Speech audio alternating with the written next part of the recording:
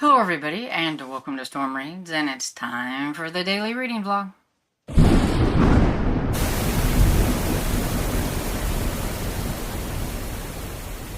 So hello everybody, coming in before I go downstairs to give you a little update on my reading. So last night I decided to start Killing Me Softly by Julie Mulhern. It's the 16th book, 15th, it's somewhere around in there, in the Country Club series. The other day on a live, I was talking about how a lot of my favorite cozy mysteries I have kind of let slide, and now they're getting ahead of me, and I need to fix that. So Country Club is like one of my absolute favorites. I love it, and I would keep up with it. Every time one would drop on audio, I would read it. Now I'm like 3 behind. So I gotta fix that. And so I decided, I'm just gonna listen to one of those, and I'm having a lot of fun with it. I'm already 40% into it. I love the characters and everything. Ellison, it's set in 1975 and in Kansas City, and so it's just a lot of fun. And Anarchy Jones, and her mother can be, she is something else. From what I've heard of the mother from the, the Hannah Swenson series, like how bad she is and everything, I think this mother can give her like a run for the money, because she's kind of out there. She's always finding dead bodies. Can you go somewhere else and find a dead body? So yeah, she's pretty fun. So I'm really enjoying that one. And it's about one of Ellison's friends who's finally found her a guy that she really, really likes, Libba, and he's a cardiac doctor, but now several of his patients have died, and he is being, looked at as, is it because of him? Is he the reason why it's happening? And could that mean that her father might be in line to be like the next victim, because I guess that's his cardiac doctor. So yeah, I gotta figure out what's going on before something happens to her father. And so yeah, it's pretty good. And this one, I will admit, I came into it, I'm a little confused on where Bo came from, because he's a kid that they are watching or looking after, and I'm not quite sure I've figured out why they're looking after him, but I think they are thinking about maybe adopting him.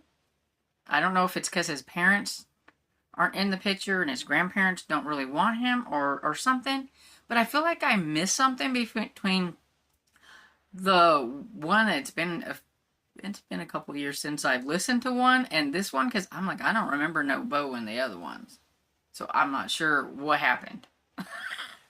But hopefully by the end of the book I'll be okay, and I won't be so confused about that. But it just was like, whoa, okay. And this is the only one that I worked on. So I did read my chapter in Counterfeit Eye, The Case of Counterfeit Eye, and I am almost halfway through it, so getting closer. And I'm still really confused on how Mason's going to figure everything out with what's going on, but we'll see what happens. But that's pretty much the reading plans for right now, so I'm going to get off of here and go fix something for lunch.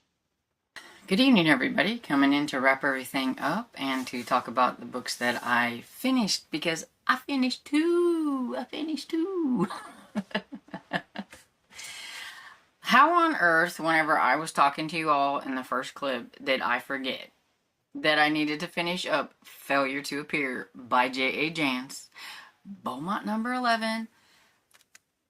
I was so wanting to finish it yesterday. How on earth did I forget that I needed to finish it whenever I was talking to you guys? Because yeah, that was the first thing that I finished, because I needed to know how it was going to end.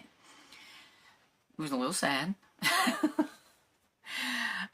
J.A. Jance seems to be hitting us with sadness in a couple of these books that we've been reading. Brady book was kind of sad. This one was kind of sad.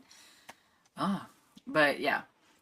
The ladies, pretty much, we had, I don't think we all actually thought about the person that it was until actually finding out that it was the person that it was. And then it was like, well, you know, in the back of your mind, you think there's something shady about that person, but you didn't really go quite there and everything. And it was quite a ride there at the end, finding out who some of these people were and like relation to and all that kind of stuff, and just what happened overall. It was quite a surprising ending and just kind of a ride there. The last like 4 chapters was just like boom, and it did end with kind of a little bit of sadness and some of Bo's personal life stuff and everything.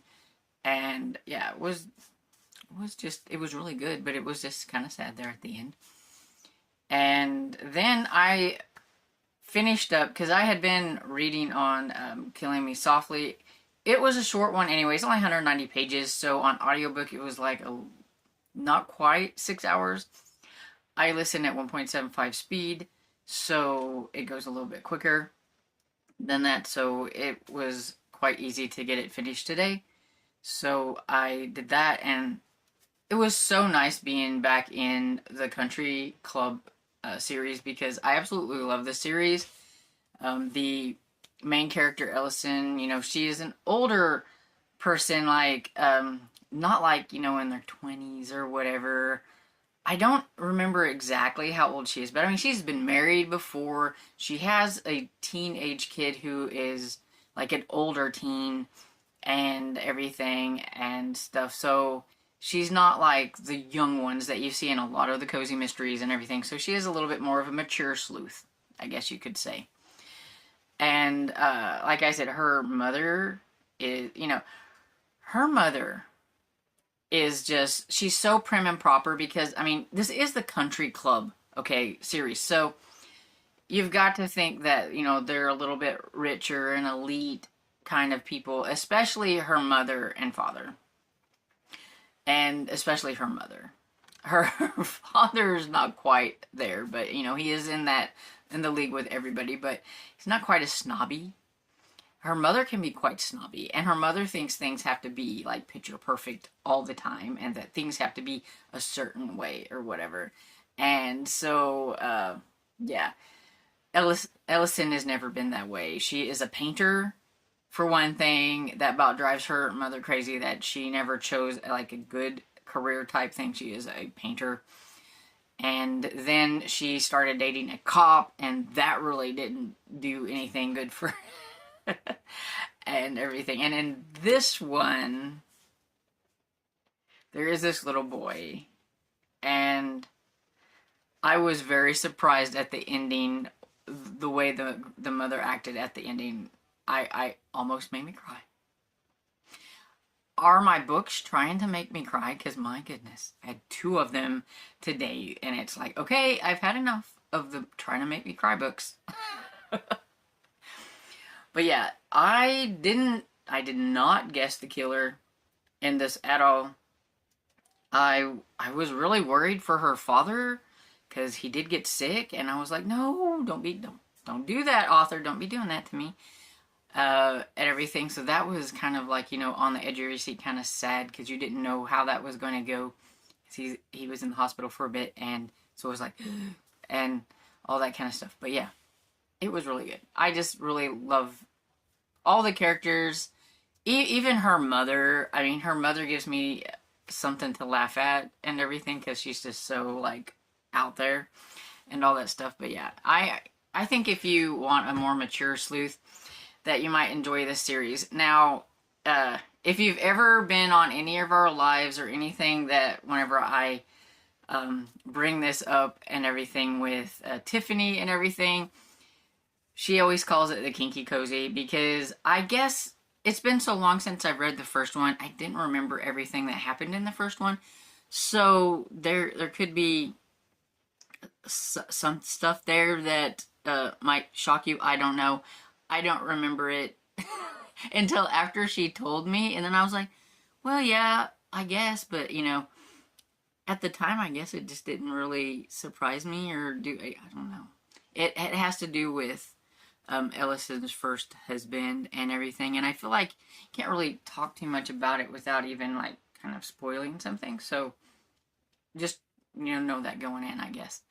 And everything that maybe some of the stuff that happens in that one might surprise you. I don't know. And so, yeah.